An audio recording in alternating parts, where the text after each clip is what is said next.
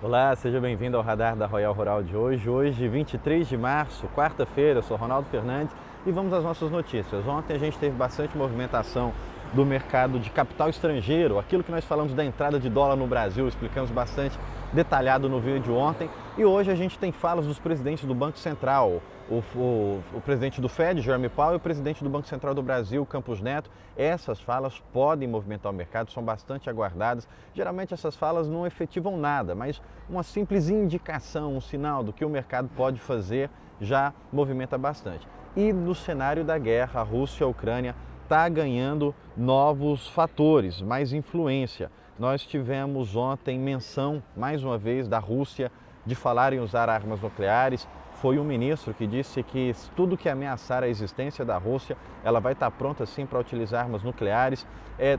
Temos contra-ataque em Kiev. As tropas russas, as tropas ucranianas estão contra-atacando e resistindo bastante à tomada de Kiev, a tentativa da tomada de Kiev, né? A Rússia passa a fazer disparos à distância. E aí esses disparos à distância, alguns analistas militares estão dizendo que é por causa da diminuição das tropas russas. O próprio Pentágono está dizendo que está diminuindo bastante os soldados russos, a dificuldade de avançar por terra, e ela começa a fazer esses ataques à distância, mas que são ataques de armas mais pesadas, mísseis hipersônicos, muito mais destrutivos. É um problema. E o Zelensky falou ontem também que a Rússia planeja fazer ataques naquela área de Chernobyl. Não na usina de Chernobyl, mas na área ali ao redor, que é uma área proibida, porque toda a área tem uma zona radioativa muito elevada, muito mais do que o normal. E hoje é o 27º dia do conflito.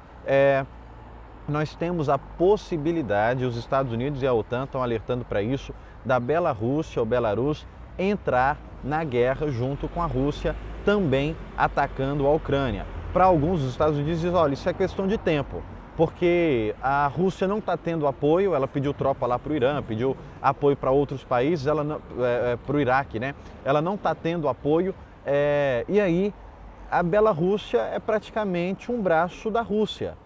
Estão ali no mesmo quintal, inclusive se fala que a Bielorrússia vai começar a armazenar armas russas, inclusive armas nucleares. Os Estados Unidos diz que não viu essa movimentação ainda desse armamento nuclear ir para a Bielorrússia, mas há relatos de que a Bielorrússia vai se tornar um depósito permanente.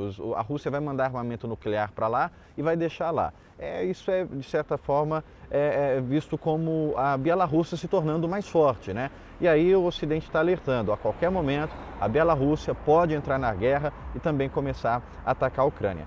Uma embaixadora da Rússia disse ontem que o Putin deve ir no G20 sim, participar do grupo.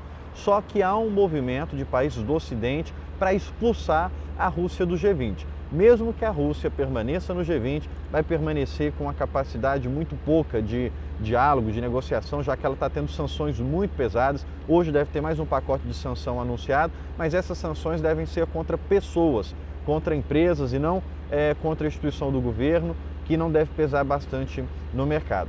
O milho, soja e trigo estão batendo recorde, o bolso do brasileiro já está sendo impactado, infelizmente, mas não é uma situação regional do Brasil, é uma situação global, sobretudo por causa da guerra com a Ucrânia. Antes da guerra já estava bastante um movimento de alta, o milho subiu mais de 27%, a soja mais de 20% e o trigo mais de 50% de fevereiro até agora, em cerca de um mês.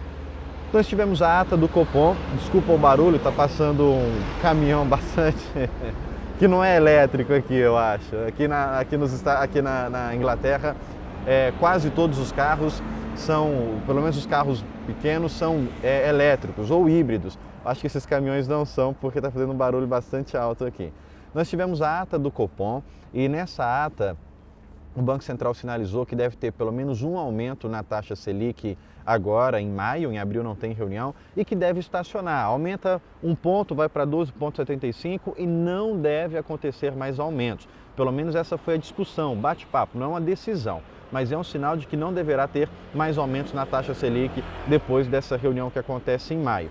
Nós temos hoje também o presidente da Petrobras, Silvio Luna, vai estar falando no Senado, foi uma convocação ali do Rodrigo Pacheco. A gente pode ter sinais da política da Petrobras. Pode ser um problema isso, porque ele pode mencionar alguma coisa do presidente tentando fazer uma interferência política. A gente não sabe se ele vai tocar nesse assunto ou não, e aí o dólar pode sentir isso daí. Mas essa fala é importante monitorar. E a gente tem as falas do presidente do Banco Central dos Estados Unidos, presidente do Brasil, nesse evento, que também o mercado está bastante esperando, bastante na expectativa dessas falas que podem trazer alguma novidade a respeito da taxa de juros.